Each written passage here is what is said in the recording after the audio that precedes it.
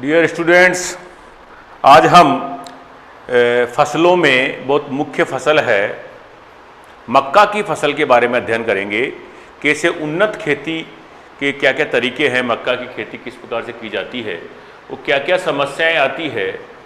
मक्का वैसे मुख्य रूप से अमेरिका का स्टेपल फूड है, मुख्य भोजन है। जैसे हमारे यहाँ पर जो बाजरा राजस्थान में गरीबों के द्वारा बहुतायत मात्रा में खाया जाता है, वैसे ही अमेरिका में भी अमेरिका में मक्का को ज़्यादा खाया जाता है गरीबों के द्वारा। इसलिए इसको वहाँ पर गरीबों का भोजन भी कहते हैं, गरीबों का फूड भी कहते हैं अमेरिका में मक्का को। मक्का हालांकि कई प्रकार की होती है। मक्का तो हमारे यहाँ जो देसी मक्का उगा जाते हैं वो दाने के लिए, बीज के लिए उगाते हैं, उसका आटा बनाकर और इस प्रकार से उपयोग किया जाता है। इसके अलावा इसकी जो पॉपकॉर्न होती है, स्वीट कॉर्न होती है, ये भी मक्का के प्रकार है। इनके बारे में मक्का के और भी कई उपयोग है। मक्का के उपयोग में इंडस्ट्रियल उपयोग कई, इसकी प्रोटीन इसकी जो है कई काम में आती है, और इसका पेपर इंडस्ट्री में इसका उपयोग है, और एल्कोहल उद्योग में इसका उपयोग है, पेंट वार्निश उद्योगों में इस मक्का का उपयोग होता है। तो इसको औद्योगिक महत्व की फसल भी कहते हैं। और मक्का में जो कुछ लाइसिन और ट्रिप्टोफैन अमीनो अम्लों की कमी पाए जाने के कारण अमेरिका में जहाँ पर इसको मुख्य रूप से खाया जाता है, वहाँ पर एक रोग भी हो जाता है वहाँ के लोगों को। जो मुख्य भोजन के रूप में मक्का को खाते हैं उस वहाँ पेलाग्रा रोग हो जाता है, क्योंकि मक्का की जो प्रोटीन है, भाई प्रोटीन तो सब में पाई जाती है। धान की बात करी 6-7% प्रोटीन थी, अपन गेहूं की बात करी 12-13% प्रोटीन थी। गेहूं की प्रोटीन बहुत अच्छी होती है, ग्लूटीन प्रोटीन होती है, उसके कारण उस आटे में लचक आती है। मक्का में भी प्रोटीन पाई जाती है। अब जो मक्का में प्रोटीन पाई जाती है, एक्चुअली में जो प्रोटीन होती है वो प्रोटीन अमीनो अम्लों से मिलकर बनती है। अब जैसे अपन कई बार सुना होगा कि साहब सोयाबीन खाना बहुत बढ़िया रहता है, वो इसलिए रहता है कि प्रोटीन तो और दालों में भी पाई जाती है, पर सोयाबीन में जो प्रोटीन पाई जाती है उसके अमीनो अम्ल ज़्यादा अच्छे हैं। और मानव शरीर को 10 अमीनो अम्ल, आवश्यक अमीनो अम्ल होते हैं मानव शरीर के लिए, 10 आवश्यक अमीनो अम्ल होते हैं। उन अमीनो अम्लों का उपयोग किया जाना आवश्यक है। तो ऐसी चीज़ें खाई जाना, ऐसी प्रोटीन खाना जिससे कि वो 10 अमीनो अम्ल मिल जाए। तो इन सब चीज़ों को लेते हुए मक्का के बारे में चर्चा करेंगे हम। मक्का की बीमारियां, मक्का के प्रोडक्शन, मक्का का और इसकी बाली वगैरह किस प्रकार की बनती है, किस प्रकार का इसका नेचर है। तो चालू करते हैं भैया मक्का को। मक्का में सबसे पहले तो हम मक्का मेज जिसको कहते हैं, ग्रेमिनी फैमिली का पादप है। हमने धान पढ़ा, गेहूँ पढ़ा, बाजरा पढ़ा, मक्का हम पढ़ रहे हैं, सब ग्रेमिनी कुल के पादप है, घास कुल के पादप है। एक बीज पत्री पौधे होते हैं। इनकी जो पत्तियों की संरचना होती है वो घास के पत्तों की जैसी होती है, इसलिए इनको ग्रेमिनी कुल में रखा गया है। इसका बोटनिकल नेम जिया मेज है, जो उगाया जाता है मुख्य रूप से। हालांकि मक्का की कई प्रकार की मक्का उगाई जाती है, उसके बारे में अभी चर्चा करेंगे हम। और गुणसूत्र इसमें 20 पाए गए हैं। इसका उत्पत्ति स्थल मेक्सिको को माना गया। दक्षिणी अमेरिका का एक कंट्री है मेक्सिको, वहाँ मक्का का उत्पत्ति स्थल है। और भारत में सबसे पहले वहीं मक्का के बारे में ऐसा कहा जाता है कि भारत में मक्का को पुर्तगाली लेके आए थे। यहाँ पर इंट्रोडक्शन सबसे पहले 17वीं सदी में है, मात्र बहुत पुरानी बात नहीं है। 300-400 साल पहले ही जो है ये मक्का भारत में आई थी, और उसके बाद आज बहुत अच्छी मात्रा में उगाई जाती है। भारत में सबसे ज़्यादा भारत में आंध्र प्रदेश में उगाई जाती है। और राजस्थान की बात करें तो सबसे ज़्यादा जिलों की बात करें तो चित्तौड़ में मक्का उगाई जाती है। तो मक्का के प्लांट की बात करें, मक्का एक C4 पादप है। देखो C3 C4 पादप। हमने बाजरे की बात करी थी, C4 प्लांट है। हमने गेहूं की बात करी, C3 पौधा है। हमने धान की बात करी, C3 पौधा है। तो ये C4 और C3 क्या होता है, इनको मैं पहले भी बता चुका हूं आपको। मैं एक्चुअल में होता क्या है, देखो पौधों में प्रकाश संश्लेषण की जो क्रिया होती है, प्रकाश संश्लेषण क्या है, भोजन बनाने की क्रिया है। आप यूँ मान सकते हो कि भोजन जैसे हम एक गैस के चूल्हे पे बनाएं और एक सिगड़ी के चूल्हे पे बनाएं, कोयले पर बनाएं, तो दो अलग अलग विधियां हैं। और कुछ फसलें अपना भोजन गैस के चूल्हे पे बना रही है और कुछ फसलें अपना भोजन सिगड़ी के चूल्हे पे बना रही है। तो उसी प्रकार का तरीका है, भोजन बनाने के तरीके हैं। क्या होता है, वो जब प्रकाश संश्लेषण के दौरान कार्बन डाइऑक्साइड पौधे के द्वारा ली जाती है मुख्य चीज भोजन बनाने में जो कार्बन डाइऑक्साइड ली जाती है, उस कार्बन डाइऑक्साइड के लिए जाने के बाद जो ही पौधा कार्बन डाइऑक्साइड लेता है तो सबसे पहला उत्पाद जो बनाता है कार्बन डाइऑक्साइड लेने के बाद, वो 3 कार्बन की श्रृंखला फॉस्फोग्लिसरिक एसिड PGA अगर पौधे बनाते हैं तो C3 प्लांट है, 3 कार्बन की श्रृंखला। अगर पौधे 4 कार्बन की श्रृंखला ऑक्जेलो एसिटिक एसिड बनाते हैं तो वो C4 प्लांट है। और प्रकाश संश्लेषण पौधों की बहुत इंपॉर्टेंट गतिविधि है, इसके बिना तो पूरी सृष्टि का निर्माण नहीं हो सकता। पूरी सृष्टि को जो भोजन इस पृथ्वी पर उत्पादक अगर है तो प्लांट है, पौधे हैं, इसके अलावा कोई उत्पादक नहीं है, ये हम भली भांति जानते हैं। और प्रकाश संश्लेषण की क्रिया द्वारा ही भोजन बनाते हैं, फोटोसिंथेसिस के द्वारा ही भोजन बनाते हैं, उसमें कार्बन डाइऑक्साइड का मुख्य रोल होता है। तो भोजन बनाने की प्रक्रिया के आधार पर इन पौधों को बांटा गया है। तो मक्का जो है C4 प्लांट है, इसमें पहला जो कार्बन डाइऑक्साइड लेने के बाद जो पहला उत्पाद बनता है वो 4 कार्बन की श्रृंखला वाला ऑक्जेलो एसिटिक एसिड बनता है, इसलिए इनको C4 कैटेगरी में रखा गया है। ठीक है। अब इसके बाद तीसरा है अल्प प्रकाशपेक्षी। इनके फूलों को 8 घंटे से भी कम प्रकाश की आवश्यकता होती है। शॉर्ट डे प्लांट कहते हैं ऐसे पौधों को, क्या कहते हैं? शॉर्ट डे प्लांट, अल्प प्रकाशपेक्षी। देखो, प्रकाश की उपलब्धता के आधार पर पौधों को 3 भागों में बांटा गया है। और यह भी प्रकाश, ये पुष्पीकरण को सबसे मुख्य, प्रकाश सबसे ज्यादा पुष्पन को प्रभावित करता है और पुष्पन से ही बीज का निर्माण होता है, क्योंकि पुष्प में नरमादा होते हैं, वहीं निषेचन होता है, उसी से बीज और फल का निर्माण होता है। ये तो हम भली भांति जानते हैं। तो पुष्पन क्रिया भी बहुत महत्व की है। तो प्रकाश का सबसे ज्यादा प्रभाव काय पे पड़ता है? पुष्पन पर। और पुष्पन पर जो प्रभाव पड़ता है, ये प्रकाश अवधि का प्रभाव पड़ता है एक्चुअल में, फोटोपीरियोडिज्म। फोटोपीरियोडिज्म दीप्तिकालिता जो है प्रकाश की अवधि, प्रकाश कितने घंटे आता है। तो जिन फूलों को 8 घंटे से कम प्रकाश की आवश्यकता होती है उनको शॉर्ट डे प्लांट, जिन फूलों को 12 घंटे से ज्यादा के प्रकाश की आवश्यकता होती है उनको लॉन्ग डे प्लांट कहते हैं। तो ये काय में आते हैं? शॉर्ट डे प्लांट में आता है मक्का। इनको प्रकाश, पुष्पीकरण को कम प्रकाश की आवश्यकता होती है।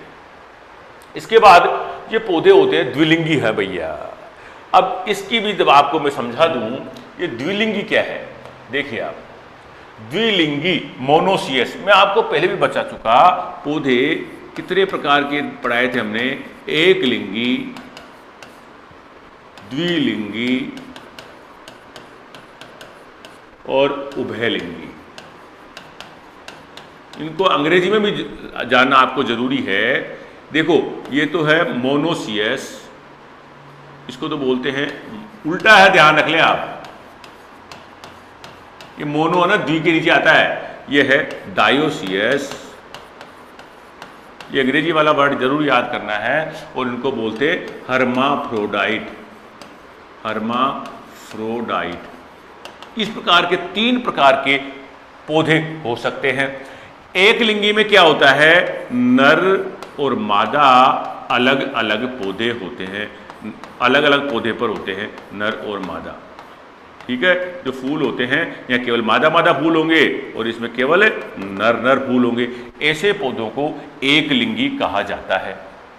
द्विलिंगी किसको कहते हैं? ऐसे पौधे जिनमें नर और मादा एक ही पौधे पर होते हैं लेकिन अलग अलग स्थान पर, जैसा मक्का में होता है, या भुट्टे पर तो होते हैं मादा जिनको सिल्क कहते हैं, और ऊपर एक सिट्टा सा निकला रहता है, यहाँ होते हैं नर, इनको कहते हैं टेसल। क्या कहते हैं? टेसल। तो इन पौधों को द्विलिंगी कहते हैं। ठीक है। और तीसरी कैटेगरी होती है उभयलिंगी, जिसमें एक ही पौधे पर एक ही फूल में नर और मादा लगे होते हैं। ठीक है। तो 3 कैटेगरी के पौधे होते हैं। बार बार ये बात आती है, आपको खुलासा होना चाहिए, बार बार मैं खुलासा करता भी हूं। तो यहां पर जो बात हम कर रहे हैं, मक्का का पौधा कैसा है भैया? ये मक्का का पौधा द्विलिंगी है, जिसमें एक ही नर और मादा एक पौधे पर तो पाए जाते हैं, लेकिन अलग अलग स्थान पर पाए जाते हैं। इसकी चर्चा में आपको इस पौधे से, देखो इस फोटो से कर सकता हूं। देखिए आप, ये टेसल है, ये नर जननांग है, और ये भुट्टे के ऊपर जो बाल उग रहे हैं सिल्क है। क्या है ये? सिल्क। ये छोटे छोटे बाल होते हैं ना भुट्टे के ऊपर, ये मादा जननांग है, ये सिल्क बोलते हैं इनको। ये नर जननांग है, इनको टेशल बोलते हैं। और इनके अंदर ही जो देखो आप, और इस बाली को बड़ा करके दिखा रखा है, इसमें यहाँ पर जो नर के जो पुंकेसर लटके रहते हैं वो यहाँ पर इस प्रकार से बाहर लटके हुए हैं। इस प्रकार की संरचना होती है मक्का के पौधे की। मक्का के पौधे में एक चीज और बताना मैं चाहता हूं कि यहाँ पर देखिए आप, ये जो जड़ें हैं और ये जो एक जड़ें और निकलती है अलग से ऊपर, भूमि स्तर तो ये है, कहाँ भूमि स्तर? ये भूमि स्तर है यहाँ पे। तो इसके ऊपर जो आपके नोड है, तने का जो नोड होते हैं, यहाँ पर जड़ें निकल जाती है। इनको बोलते हैं ब्रेस रूट या प्रोप रूट भी कहते हैं। क्या कहते हैं? प्रोप रूट या ब्रेस रूट या प्रोप रूट भी कहते हैं। ठीक है, तो इसके और इसको बारे में और भी चर्चा करेंगे। पहले अपन पिछली चीजों की चर्चा कर लें। द्विलिंगी पौधा होता है, ठीक है। द्विलिंगी होने के साथ ही मक्का का पौधा में एक तो परपरागित है। ये क्या है? मक्का परपरागित है। परपरागित होने के साथ, परपरागित क्यों है? क्योंकि इसमें प्रोटोएंड्रस है। ये पौधा क्या है? पूम पूर्वता है। ये वर्ड याद रखें आप, पूम पूर्वता। पहले पू यानी पूमंग, पहले पक जाते हैं।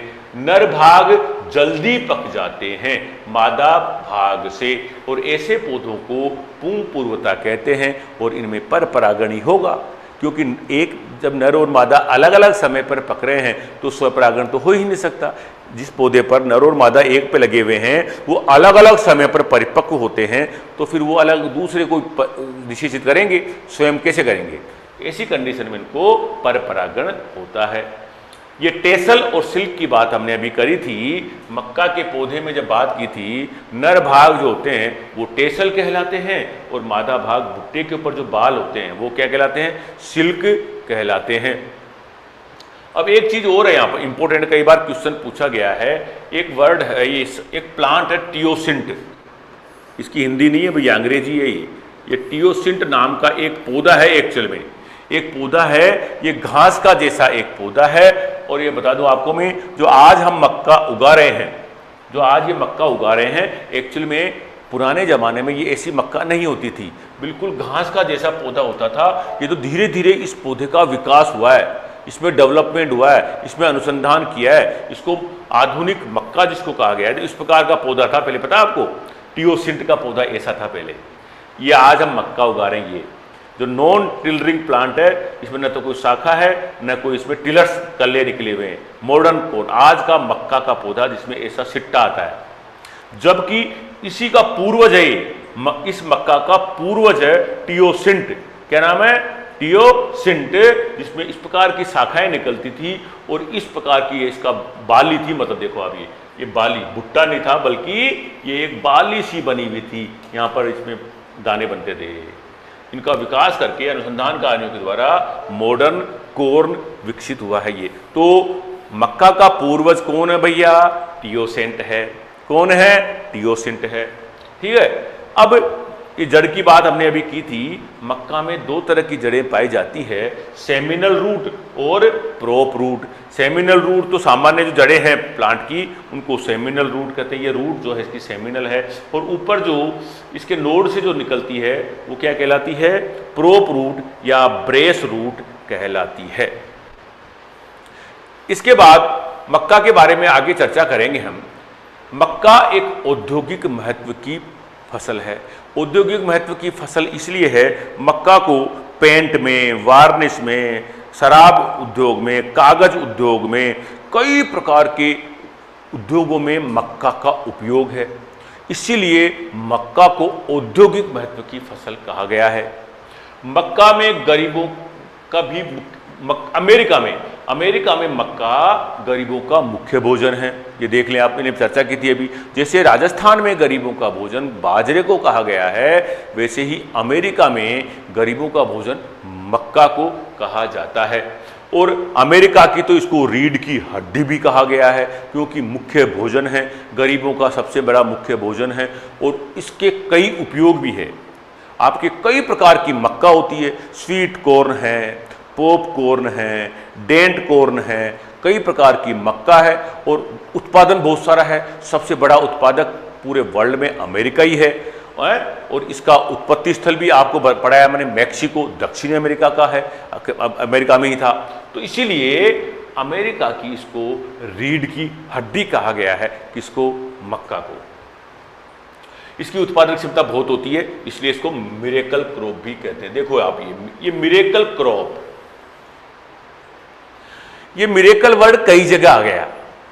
मिरेकल वेराइटियां पढ़ी थी धान की, हमने धान की मिरेकल पढ़ी थी कि नहीं पढ़ी, जया है पढ़ी थी, नहीं पढ़ी, IR8 पढ़ी ना।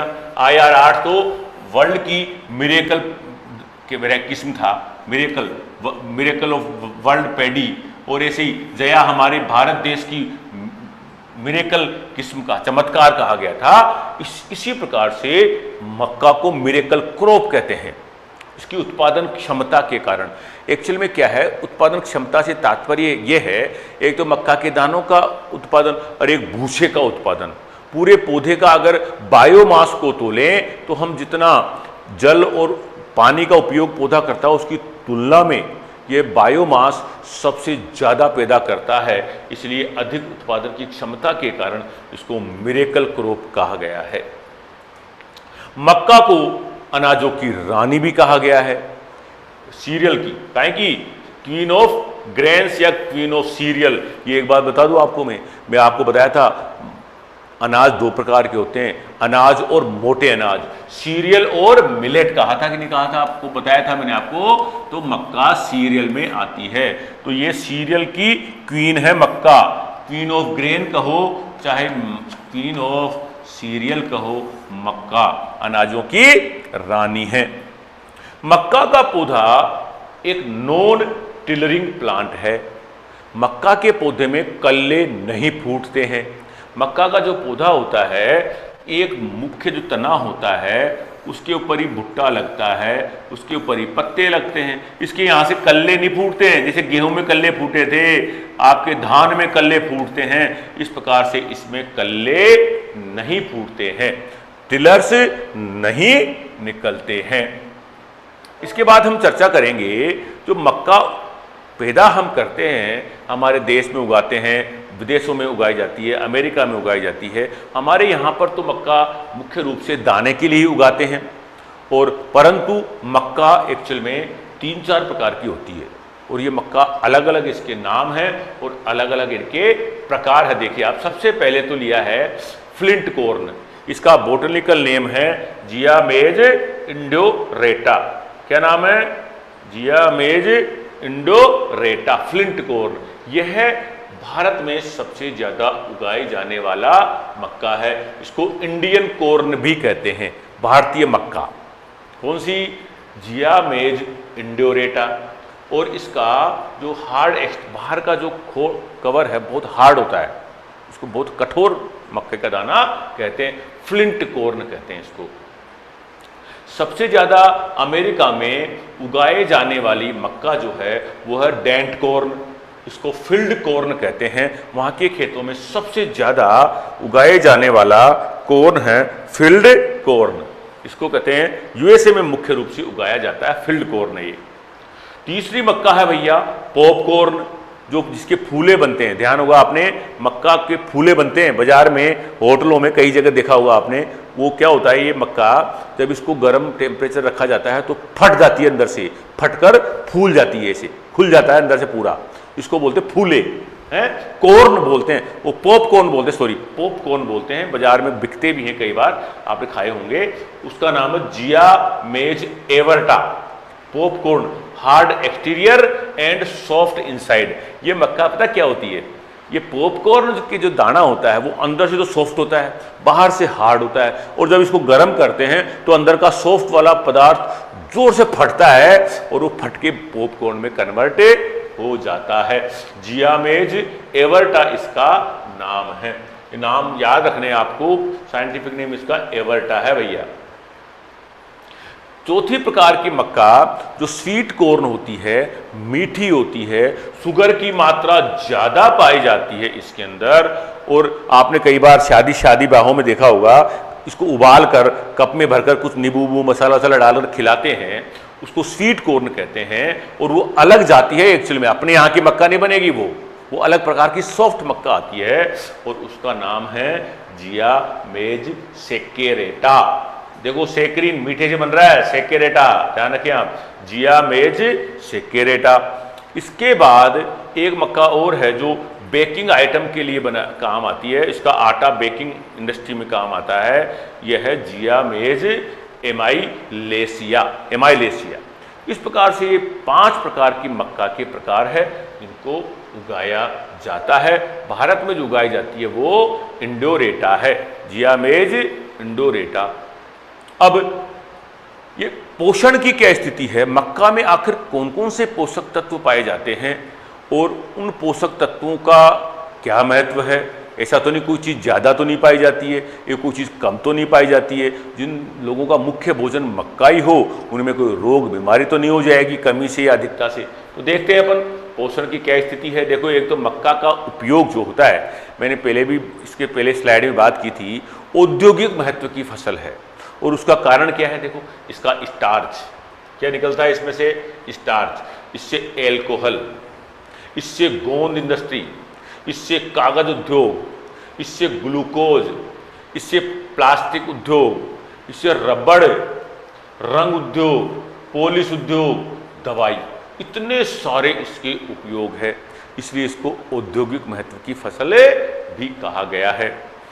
मक्का के दानों में 10% प्रोटीन पाई जाती है, धान में 6-7% पाई गई थी, गेहूं में 12-13% पाई गई थी, और मक्का में कितनी पाई गई 10%।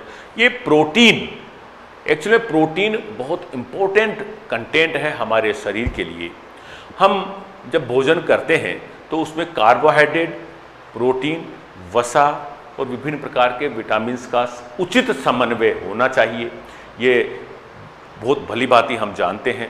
तो इसमें प्रोटीन का बहुत रोल होता है, क्योंकि प्रोटीन शरीर का निर्माण करता है, शरीर की वृद्धि करता है, कोशिकाओं को बनाता है, बड़ा करता है, बच्चे को बड़ा करने में प्रोटीन का बहुत रोल होता है। कार्बोहाइड्रेट से तो ऊर्जा मिलती है, दिन भर चलने के लिए, क्षमता के लिए, काम करने के लिए जो एनर्जी है, घूमना फिरना है, हमका सारी ताकत है, एक्सरसाइज है, काम धाम करते हैं, ये सारी तो कार्बोहाइड्रेट से मिल जाती है। लेकिन जो इस शरीर का निर्माण है, ये जो स्वस्थ है, कठोरता है, ये प्रोटीन से आती है। और प्रोटीन काहे से मिलकर बनते हैं, प्रोटीन अमीनो अम्लों से मिलकर बनते हैं। और अमीनो अम्लों की बात करें अपन तो मनुष्य जो प्रोटीन खाता है, बता दूं आपको मैं, मनुष्य को 10 अमीनो अम्लों की आवश्यकता होती है, यानी 10 आवश्यक अमीनो अम्ल है जो रोजाना मनुष्य को चाहिए।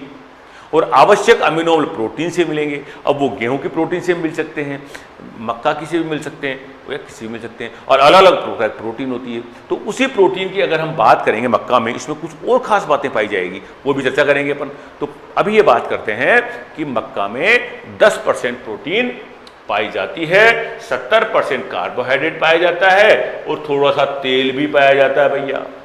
3 से 4% तेल कहो चाहे वसा कहो। जो बाजरे में 5% पाया था, बाजरे में इंपॉर्टेंट चीज वसा ही थी, 5% वसा पाई जाती है। अब मक्का की प्रोटीन को जीन कहते हैं। अब सुनो मेरी बात, गेहूं की प्रोटीन को ग्लूटिन कहा था, दूध की प्रोटीन को कैसीन कहते हैं, धान की प्रोटीन को ओराइजेनिन कहते हैं, ऐसे ही मक्का की प्रोटीन को क्या कहते हैं, जीन कहते हैं। जीन, ये जीन अलग है भैया, ये कहीं ये जीन से कंफ्यूज मत कर जाना। ये जीन तो आनुवंशिकी के काम आता है, गुणसूत्रों पर पाए जाते हैं। ये ZEIN जीन है, ये प्रोटीन का नाम है, मक्का की प्रोटीन को जीन कहते हैं।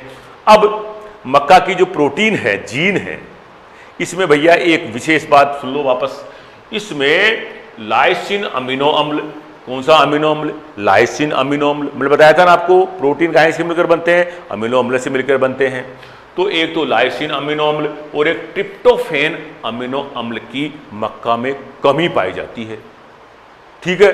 जबकि ये दोनों अमीनो अम्ल मनुष्य के लिए आवश्यक है, यह भी बता दो आपको मैं, आवश्यक है दोनों अमीनो अम्ल।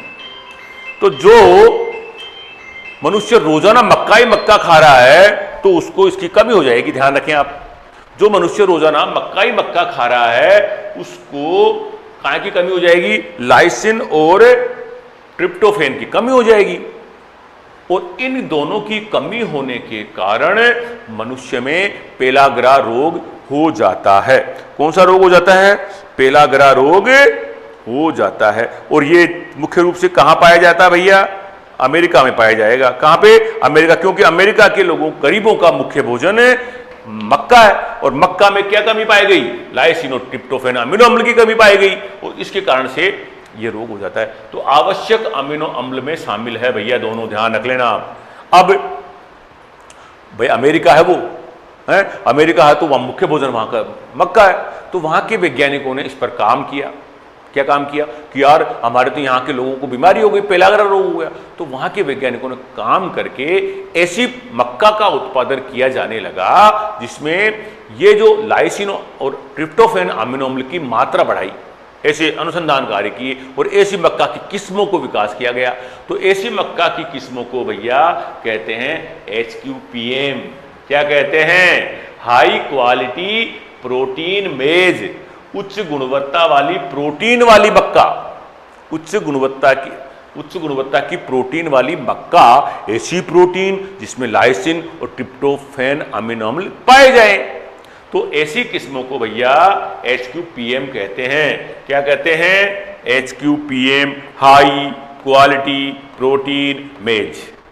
मक्का है, प्रोटीन है, गुण है, हाई क्वालिटी, उच्च गुणवत्ता की प्रोटीन वाली मक्का, हाई क्वालिटी प्रोटीन मेज, जिसमें लाइसिन और अमीनो अम्ल भी अधिक पाए गए। अब भैया अब ये बात कर चुके अपन, अधिक मक्का खाने वाले क्षेत्रों में पेलाग्रा रोग पाया गया है क्योंकि मक्का में नियासिन, ट्रिप्टोफैन, लाइसिन अमीनो अम्ल की कमी पाई जाती है। एक चीज और आ गई भैया अमीनो अम्ल, वो लाइसिन के अलावा नियासिन विटामिन B3 का नाम है। अरे विटामिन पढ़ेंगे ना अपन, विटामिन भी हमारे हॉर्टिकल्चर में आएगा, अलग अलग नाम है। विटामिन ए को तो क्या कहते हैं? विटामिन B12 को क्या कहते हैं? B2 को क्या कहते हैं? ए को कैरोटीन कहते हैं और B12 को राइबोफ्लेविन कहते हैं, B2 को थियामीन कहते हैं, ऐसे B3 को नियासिन कहते हैं। क्या कहते हैं? नियासिन कहते हैं। इसके नामों की चर्चा भी अपन करेंगे, वो हॉर्टिकल्चर की जो क्लास होगी उसमें चर्चा करेंगे। तो एक्चुअल में ये जो मक्का थी उसमें लाइसिन, ट्रिप्टोफैन और नियासिन भी है। तीसरा नियासिन यानी विटामिन B3 का नाम है। इस नियासिन की भी कमी उनमें पाई गई। कौन सी किस्मों में? मक्का में। हालांकि नई किस्में आने लग गई आजकल, HQPM है। अब इन किस्मों को जो HQPM बनाई गई, क्या बनाई गई? हाई क्वालिटी प्रोटीन मेज बनाई गई। इन किस्मों को पता क्या कहा गया? OPEC2 कहा गया। लाइसिन अमीनो अम्ल की प्रचुर मात्रा जिन किस्मों में बढ़ा दी गई उन किस्मों को OPEC2 या HQPM, एक ही बात है, HQPM को ही OPEC2 कहते हैं। हाई क्वालिटी प्रोटीन मेज वाली किस्मों को OPEC2 भी कहते हैं। अब इनमें क्या, देखो क्या हुआ फिर इनमें 10 से 12% प्रोटीन तो सही है, प्रोटीन तो 10-12% सही है, परंतु जिसमें से 3 से 4% लाइसिन पाया गया। इन किस्मों में हो गया लाइसिन, आ गया सफिशिएंट मात्रा, हो गई बढ़िया गुणवत्ता की, तो लाइसिन पाया गया। और इस प्रकार की किस्मों के नाम भी है भैया जिनमें लाइसिन पाया गया। प्रोटीना, रत्ना और शक्ति, ये तीनों चारों OPEC2 किस्में हैं जिनमें लाइसिन की मात्रा भी पाई गई। हम इसकी बात कर ही चुके हैं। वसा पाई जाती है 3-4%, 4% तेल होता है। और बाजरे में 5% था भैया वसा। कितनी थी? 5%। वसा कहो चाहे तेल कहो, एक ही बात है। इसमें 4% है। अब हम मक्का की जो खेती करेंगे उस खेती में क्या क्या करेंगे भैया? खेती में क्या क्या सावधानियां बरतनी है हमको? इसके लिए कौन सी मिट्टी चाहिए? 6-7 pH मानी, उदासीन मृदा वाली pH की ज़्यादा बढ़िया रहती है इसमें, 6-7 pH मान वाली। भारत में सबसे ज़्यादा मक्का आंध्र प्रदेश में होती है दूसरे स्थान पर राजस्थान है भैया, हमारा नंबर है, नंबर 1 आंध्र प्रदेश, दूसरा नंबर हमारा है? मक्का के अंकुरण के लिए 10 डिग्री से न्यूनतम तापमान, उपयुक्त तापमान तो 21 डिग्री है और न्यूनतम 10 डिग्री से कम तापमान पर मक्का का अंकुरण ही नहीं होगा। और सबसे बढ़िया तापमान मक्का के अंकुरण के लिए 21 डिग्री सेंटीग्रेड रहता है और वृद्धि के लिए 25 डिग्री सेंटीग्रेड रहता है। मक्का के लिए वृद्धि के लिए कितना? 25 डिग्री सेंटीग्रेड तापमान रहता है। राजस्थान में सबसे ज्यादा मक्का चित्तौड़गढ़ में होती है। कहाँ होती है? चित्तौड़गढ़। चित्तौड़गढ़ के अलावा भी और जिलों में उगाई जाती है, उदयपुर, भीलवाड़ा, चित्तौड़, बांसवाड़ा जिलों में तो होती है, परंतु सबसे ज्यादा चित्तौड़ में मक्का पैदा होती है। अब राजस्थान में एक चीज भैया खूब क्वेश्चन आता है, रबी मक्का। रबी में भी कोई मक्का होती है क्या? ये तो खरीफ की फसल है। मक्का तो खरीफ की फसल है। अभी बात भी की थी हमने, ये C4 प्लांट ये सोडे प्लांट है। इस प्रकार की प्रवृत्ति का पौधा रबी में कैसे होगा?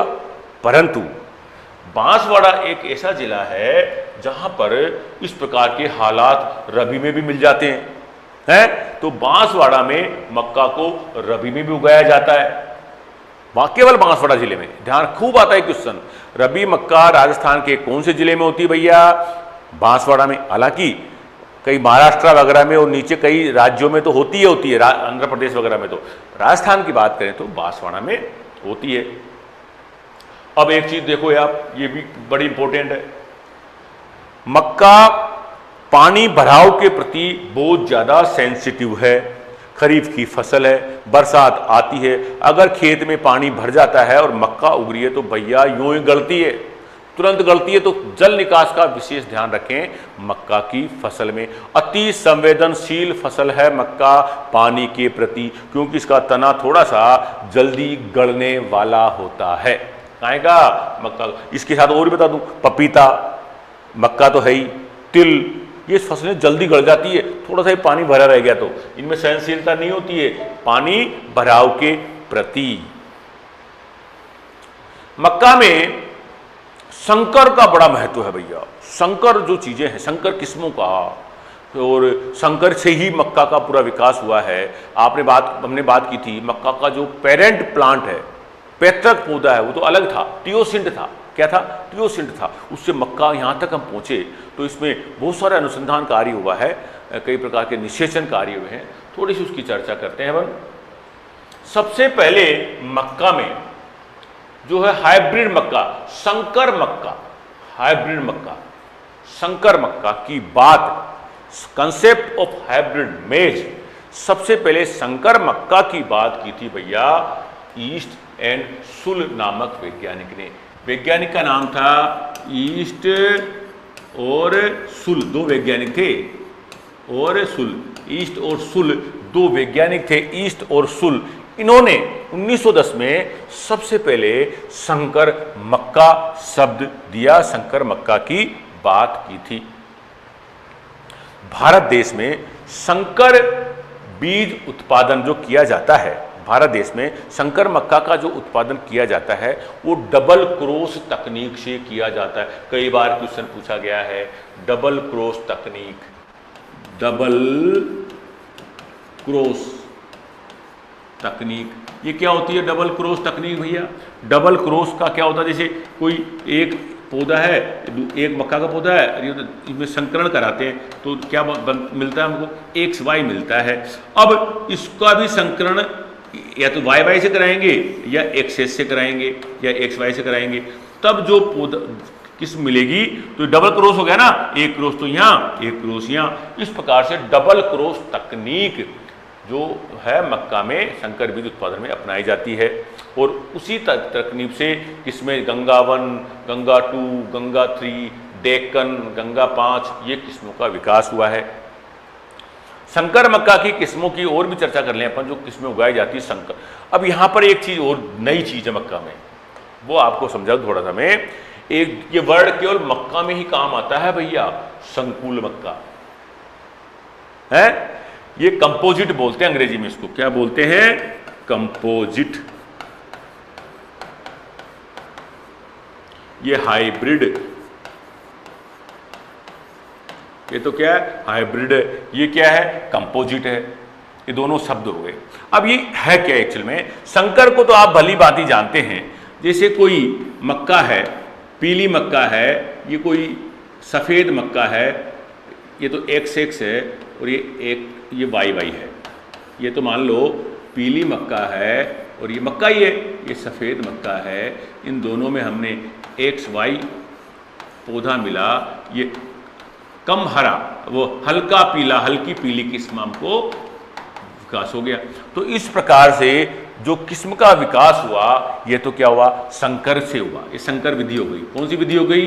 ये संकर विधि हो गई। संकर विधि से किस्मों का विकास करना संकर कहलाएगा। इसके बाद एक विधि होती है संकुल विधि।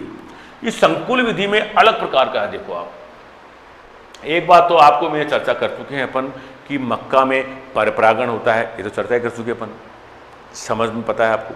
अब इसमें क्या होगा, संकुल में क्या होगा, हम इसमें किसी दो पौधों में संकर आपस में निषेचन नहीं कराते हैं, बल्कि अलग अलग उच्च गुणवत्ता के भुट्टे, इस खेत में एक बहुत बढ़िया भुट्टा है जिसके बहुत मोटे मोटे दाने हैं और पीले रंग के दाने हैं और बढ़िया दाने हैं, और उस पौधे पर कोई रोग कीड़ा भी नहीं लगता। एक दूसरे कोई विशेषता वाला भुट्टा, एक तीसरी विशेषता वाला भुट्टा, इस प्रकार से 5-7 अच्छी गुणवत्ता के भुट्टों को अपन ले आए। उन सारों के बीजों को हमने मिला लिया एक साथ, सबके बीज इकट्ठे कर लिए और सबको मिला लिया, और सबको मिलाकर हमने एक साथ बीज उत्पादन के लिए किसी खेत में बो दिया। अब इसमें हम इनको आपस में परपरागण होने के लिए कोई बाउंडेशन नहीं है, कोई प्रतिबंध नहीं है, किसी का भी किसी से परागण क्रिया होगी, परपरागण होता है। इस प्रकार के परपरागण होने के बाद जिन किस्म कोई उत्तम गुणवत्ता का अगर भुट्टा मिल जाता है, तो इस प्रकार से उत्तम बीज मिल अगर गए, तो वो इस प्रकार से उत्पादित किस्मों को क्या कहते हैं, संकुल किस्में कहते हैं। ओपन पोलिनेशन, खुला परागण क्रिया हुई सभी भुट्टों के बीजों में, तो इसको कंपोजिट किस्में कहते हैं, और ये मक्का में अपनाई जाती है, केवल मक्का में अपनाई जाती है। तो संकुल किस्में और संकर किस्में, ये कंसेप्ट मक्का में ही है और मक्का में ही लागू होता है। तो इनकी किस्में अलग अलग है भैया, ये भी याद करनी पड़ेगी हमको, किस्में अलग अलग याद करनी पड़ेगी। संकर मक्का की किस्में देखो आप, गंगा 11, गंगा 5, दक्कन 103, पूसा संकर 2, रणजीत, हाई स्टार्च, ये सारी किस्में जो है संकर मक्का की है। और संकुल मक्का की किस्में अंबर, किसान, विक्रम, जवाहर, सोना, विजय, अगेती, 76 इस प्रकार की किस्में हैं।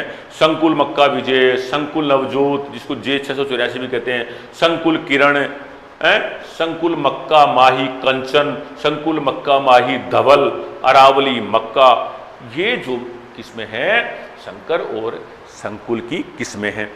इसके अलावा कुछ मक्का देखो, सफेद मक्का वाली, सफेद दाने वाली मक्का भी होती है भैया, ध्यान रखें आप। सफेद दाने वाली मक्का गंगा 2 सफेद, हाई स्टार्च जो 1963 में वो हुई बनी मतलब गंगा 4 1971 में बनी, सफेद मक्का किस्म ये। ऐसे पीली मक्का की अलग किस्में हैं, ये देखो BL 54, गंगा 3, हिम 123 और इस प्रकार की मक्काएं हैं।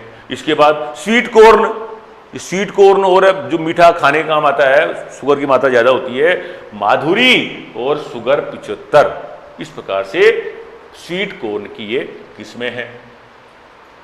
करते करते हम इसकी खेती के बारे में चर्चा करते हैं। अब किस प्रकार से खेती की जाती है, कितना बीज दर होगी, कौन सी किस्मों में कौन सी बीज दर होगी, इसके बाद इसके कीड़े कौन से लगते हैं, बीमारियां कौन सी लगती है, कौन कौन से कीड़ों कौन कौन से लक्षण होते हैं, इन सब चर्चाओं को हम मक्का की अगली क्लास में लेंगे। आज हम इतना ही लेंगे। Thank you.